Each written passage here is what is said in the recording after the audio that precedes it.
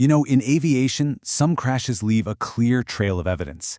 But others leave behind a single, baffling question that haunts investigators for years. Today, we're diving into one of the most perplexing mysteries in modern flight, the crash of Air India 171.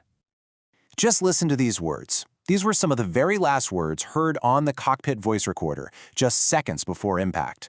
A direct question and an absolute denial. This short, confusing exchange, it's the absolute heart of the entire mystery. It's a conversation that makes absolutely no sense, and yet, it might just explain everything. And right there, that is the central puzzle, isn't it? An accusation, a denial, and a brand new, state-of-the-art jetliner just falling out of the sky. To even begin to understand how something like this could happen, well, we have to go back to the beginning. Picture it, June 12th, 2025. It was a perfectly normal day. The sky was blue, visibility was great, and for the hundreds of people on board Flight 171 heading to London, everything was going exactly according to plan. Just a routine flight. In the captain's seat, you had Sumit Sabharwal, a 56-year-old pilot with a staggering 15,600 hours of flight experience. I mean, can you even wrap your head around that? That's like spending nearly 2 full years of your life in the air. This guy knew this airplane inside and out. And next to him, the co-pilot, Clive Cunder. He was 32, with a really solid 3,400 hours himself. So, let's be clear, this was not some inexperienced crew. These were seasoned pros, the kind of pilots you'd absolutely want flying your plane. Now, this slide here is fascinating because of how utterly boring it is. And that's the whole point. Every single check was green. The pilots were sober, they were fit, the plane's weight, the fuel load, all totally normal. It was a tiny technical issue from the flight before, but engineers had already sorted it out completely. There was nothing, absolutely nothing, to suggest that anything was wrong. And then, this happens. Just look at this timeline. In less than 30 seconds, a perfect situation turns into an absolute catastrophe. At 1:38:39, takeoff is normal. 3 seconds later, thrust is good. Then, at 1:38:43, bam, engine 1's fuel is cut. Just 1 second later, bam, engine 2's. It's this rapid, devastating 1-2 punch that starves the engines of fuel at the most critical moment of the entire flight. The flight data recorder confirmed it, basically screaming what happened, a sudden total loss of thrust. Imagine you're flooring the gas pedal to merge onto a highway, and in that exact instant, someone reaches over and just turns the key, killing the engine. Now imagine that happening to a 200-ton jetliner, just a few hundred feet off the ground. Eyewitness video actually confirmed this catastrophic power failure. This little device, the ram air turbine, or RAT, was seen dropping out of the belly of the plane. This tiny propeller is basically the plane's last gasp. It only deploys when both engines are completely dead, and it gives just enough emergency power for the most basic flight controls. Seeing this thing is basically a tombstone for the engines.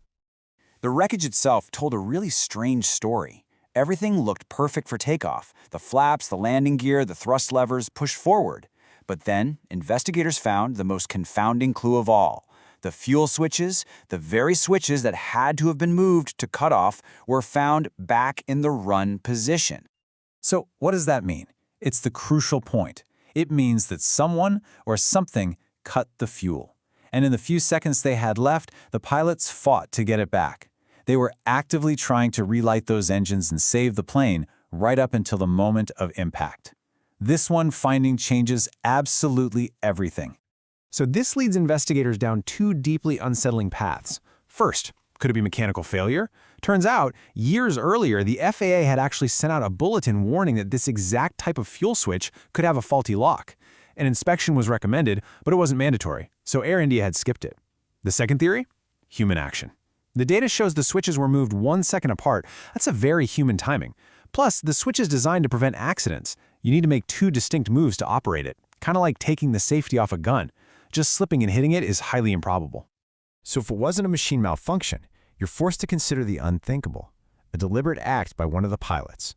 It's the darkest scenario in all of aviation, and investigators had to look at whether Flight 171 fit the pattern of other tragic cases from the past. But when you actually compare this crash to those historical cases, it just doesn't line up. Not at all. In those tragedies, pilots often disabled the recorders to hide what they're doing. Here, they were fully active. Those pilots usually remain silent, This crew sent a Mayday distress call. And maybe most damning, those pilots put the plane into a deliberate, steep dive.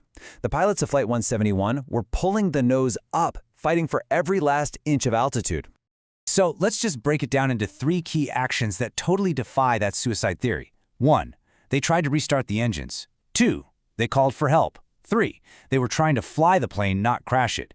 Every single one of these actions points to a crew desperately fighting against a catastrophic failure. And this quote just brilliantly sums up the investigators' dilemma. The physical evidence, those switches being moved, it suggests a human hand. But the actions of the humans in the cockpit, they suggest a desperate fight for survival. The two realities just don't seem to fit together. So we are left right back where we started. We have 2 pilots who acted like heroes, fighting until the very, very end. But we also have 2 fuel switches that were moved to cut off, an act that seems to require deliberate intention. You know, this isn't just a mystery about one flight. It's a chilling question for the entire aviation industry. When both the human and the mechanical explanations fall short, what other force could possibly cause a modern jetliner to just fall from the sky, seconds after a perfect takeoff?